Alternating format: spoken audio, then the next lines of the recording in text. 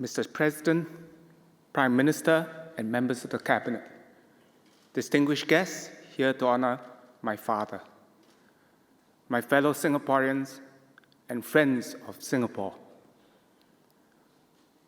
Singapore has lost the father to our nation. For my family, we have lost our beloved father and grandfather. We are bereft. I was born in 1957, and for as long as I can remember, Papa was a public figure.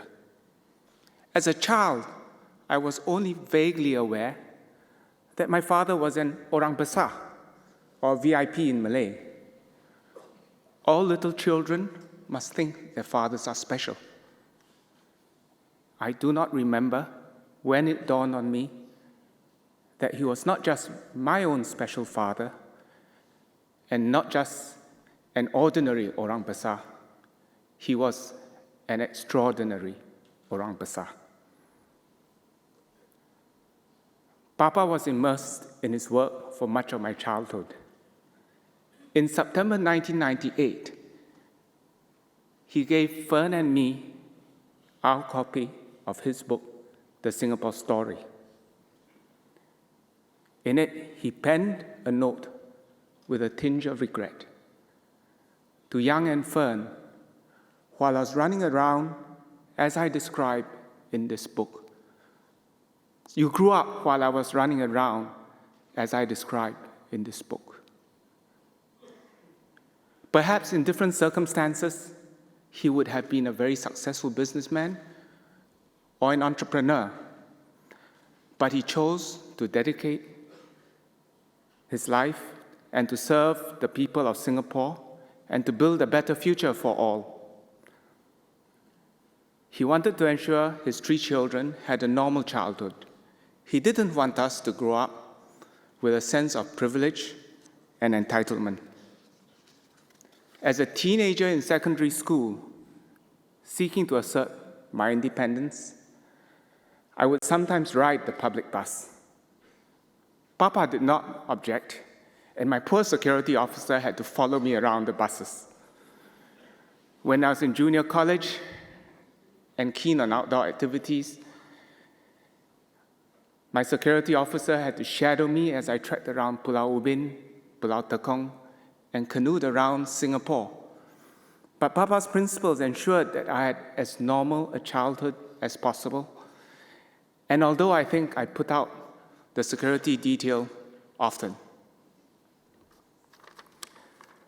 Family holidays were happy occasions. We were able to see more of Papa. We didn't go anywhere far away, posh, or exotic. The government rest houses in Fraser's Hill, Cameron Highlands, and later Changi Cottage, a small 2-bedroom seaside bungalow that holds many precious memories for me. Even if once in a while the aircon there doesn't work and we have to call out for help. Golf was Papa's principal recreation and a passion. So golf featured prominently not only on vacations, but also after work in the evenings. The 9-hole course in the Istana grounds provided ample room for us children to find adventure whilst he golfed. Both Long and I were sent for golf lessons. We learned to hit a long drive from the tee box, but neither of us really took to the game, and we stopped when we grew up. But eventually, Papa too, prompted by Ling, gave up golf. And for exercise, he took to jogging, swimming, stationary cycling, as well as walking. He had read of the benefits of aerobic exercise. He had examined and accepted the evidence, and he had changed his old habits. Papa was like that, firm in his convictions, but open-minded enough to accept fresh evidence and to change. even to sacrifice something he loved and enjoyed, like golf. Like with much else that he had set his mind to do, Papa remained disciplined and exercised regularly, even to the last. In January 1973, when I was 15, Ling and I joined Papa and Mama on a trip to visit Long, who was at university in Cambridge. It was our first family holiday where we traveled so far away. On that trip, Papa and Mama took the family to Stratford-upon-Avon, Shakespeare's birthplace. We watched the Royal Shakespeare Company's production of Coriolanus and toured the usual Shakespearean sites at Stratford. I had assumed that it was just Mama indulging her love for Shakespeare and trying to educate us whilst we were on vacation. But years later, when Papa wrote his memoirs, we realized the hidden meaning this visit held for my parents. They had married secretly in Stratford-upon-Avon in December 1947.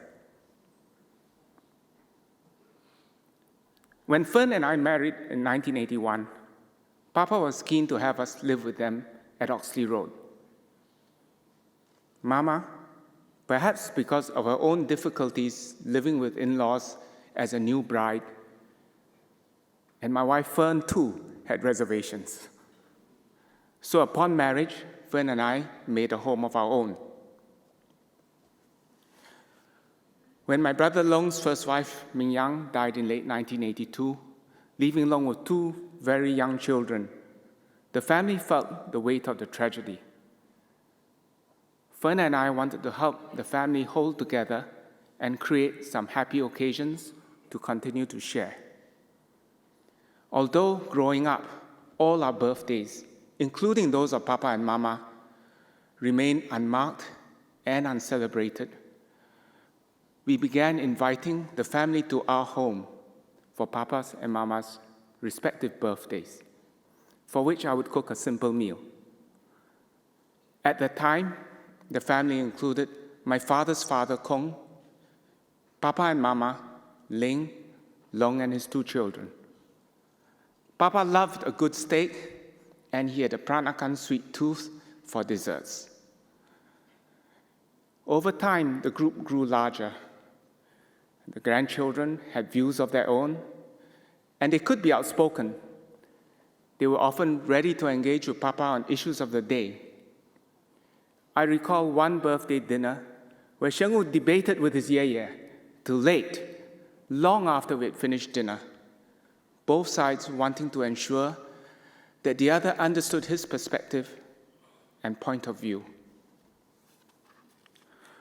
Whilst there have been public celebrations to mark my father's key birthdays, these small, private family celebrations were a source of much joy to him and Mama. It was anticipated for months before and savored in the memory for months after, and was part of the ritual of each passing year. The arrival of grandchildren was also a source of great joy for Papa and Mama. Mama was traditional enough that she was thrilled that I had one son after another. But Papa, my sense is that Papa would have been equally delighted if Fen and I had had 3 daughters.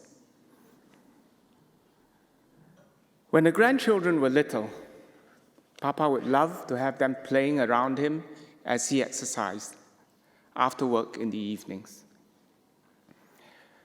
At weekends, he often took them out to the zoo, the bird park, the science center, and other places where families would go.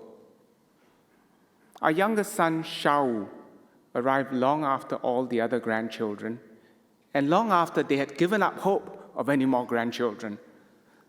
Papa was in his 70s and less active in public life, so he and Mama took this as a wonderful opportunity to enjoy their last grandchild.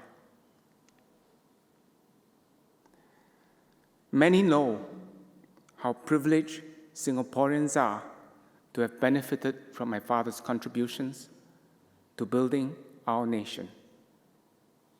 I know that growing up as his son, I've also been privileged to have witnessed what it means to be a good man, a good husband, a good father and grandfather.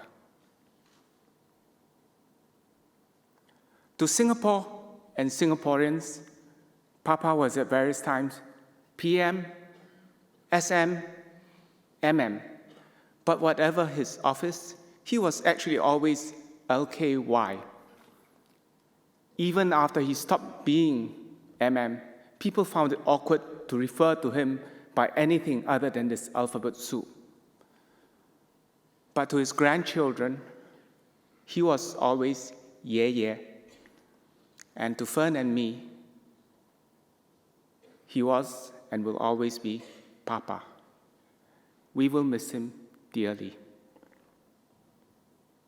This past week, my family and I have received a deluge of messages expressing appreciation for my father's life, sometimes providing poignant memories of interactions with Papa. And although in life, Papa kept the two threads of public and private life apart and shielded Mama and the children from the glare of the media, in his passing, the two threads come together as we share the grief of loss. We have been overwhelmed by the outpouring of grief and affection. We have been touched beyond words by the many Singaporeans who have braved the elements to pay their last respect at all hours of the night and day. Young and old, on foot or aided by walking sticks, in pushchairs or wheelchairs, you came to pay your last respects, to sign condolence books and to write messages. You posted touching tributes and poems online and waited patiently to greet his cortege as it passed. Please accept my family's inadequate but deep and heartfelt thanks.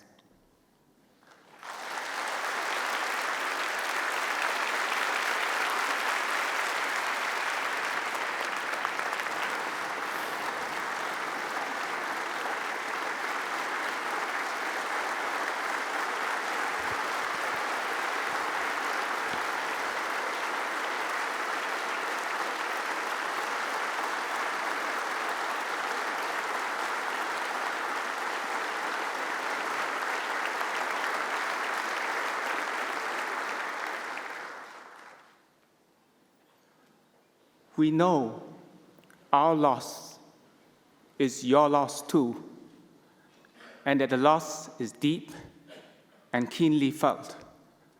We are humbled that so many have come forward to demonstrate your affection for, respect of, and gratitude to my extraordinary father.